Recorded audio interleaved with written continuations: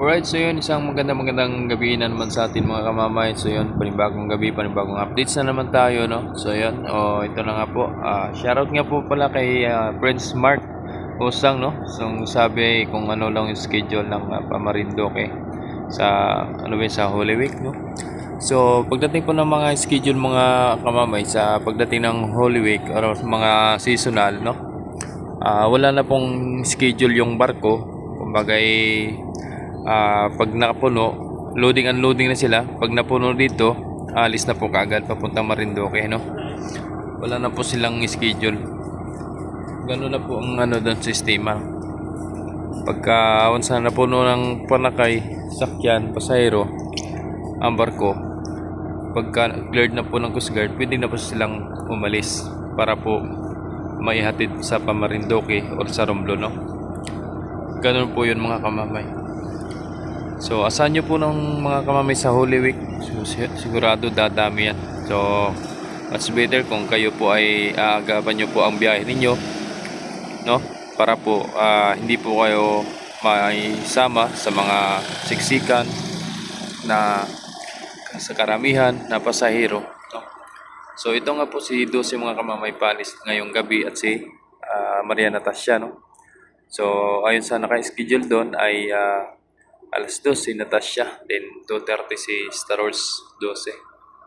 Then si Maria Diana dumating kanina. Parang wala pa siyang schedule, baka ito'y mag-aangkorahe na. So ganun pa man, pagka barko ay walang schedule, iangkorahe na.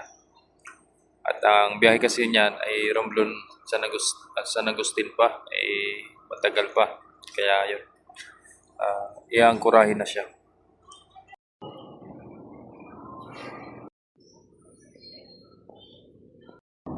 So paalis na ito mga kamamay, no, si Dusi.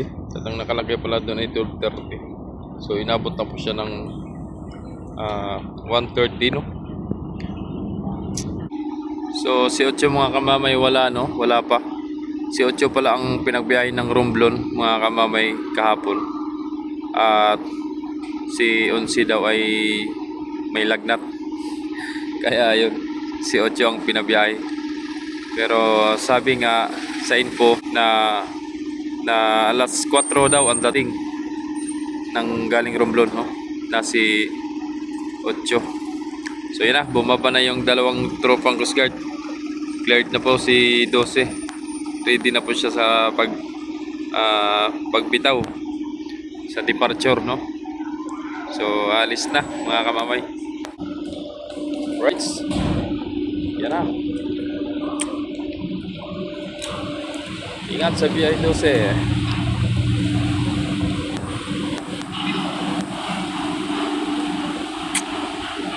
Pare.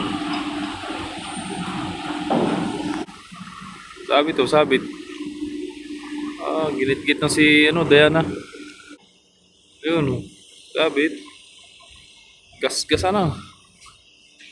Ginas-gas na.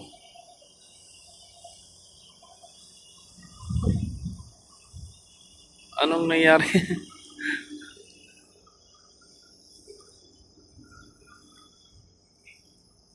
Di naman pala.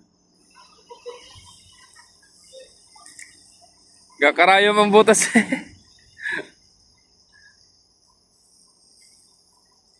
Kasi kung yun ay naggit-gitan, nagagalaw yan si Diana na yan. So wala naman damage. At di naman nagkadigitan. Magkalapit lang. Alright, so yun, ingat sa biyahe ito, ingat sa biyahe. And shoutout sa ating kapitan dyan na si Kapitan Ruda, no? Shoutout po. Yan. Yan na. Sunod naman si Maria Natasha mga kamamay, no? Alas 2. So akyatin na rin niya ng ang Coast Guard para po maklear si Natasha. So nag-aantay na lang din yan si Natasha sa Coast Guard para po maklear siya at makapag-alis na rin, no? Ayan. So sana po naging malinaw po sa inyo mga kamamay, no, na pagdating po ng mga season nga katulad ng mahal na araw, Pasko, Bagong Taon or Undas, no, ay wala po talagang schedule ang barko. Kumbaga talagang pag napuno ang barko, alis na po kagad, no? Wala na po siyang sabi ay may 11:30, may 12:30, alas 3, ganun, no? Wala na. So si 12, kakaunti lang ang sakay ni 12, kakaunti ang pasahirong naisakay. Logi. Logi si 12. Yun, no? So pagbalik niyan, galing Marinduque, puno yan. Maraming karga. Nandun sa kabila yung mga palakay. Baka naman may magtatanong pa dyan, no? Na kung sino ang pinakamalaki dyan sa dalawang yan. So malaki pa si 12, mahaba, no? Pero halos magpang-abot yung taas ni 12 at ni Diana. Taas pa si 12, mga kamamay. Yan. Kung makita nyo sa personal, mas mataas si 12 ng konti. Ayan na, malis na. Ingat 12, ingat sa biyahe.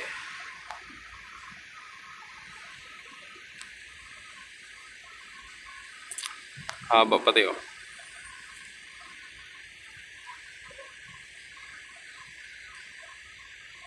Mabilis yan, si 12. So, yung bago pala ng Dorotea, no? Nasa Santa Dorotea. So, ang kanyang knots pala ay nasa 14.2 knots, pero ang top speed niya ay 60 knots. So parang si Maria Oliva, mabilis. 14 yun pag natakbo si Maria Oliva pa Romblon, 40 knots eh. Ay what's more pa kaya si Dorotea pag nag top speed yan, 16, no? Mabilis din. So ngayong mga Santa Series, mabilis ang mga Santa Series kasi napakaganda ng pagkayari ng mga sinong gumawa. Gawang Korea ang barko.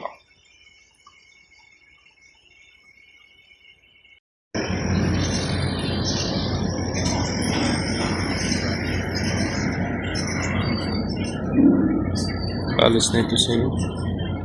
Atas siya.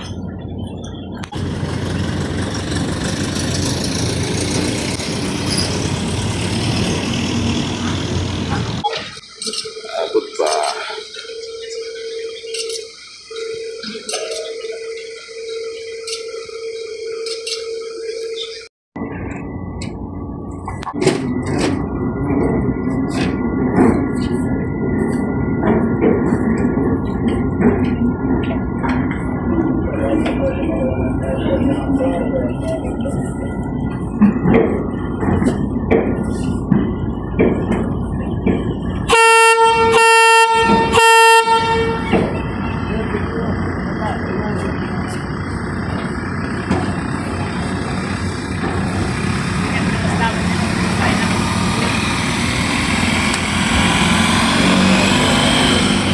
Four hours later.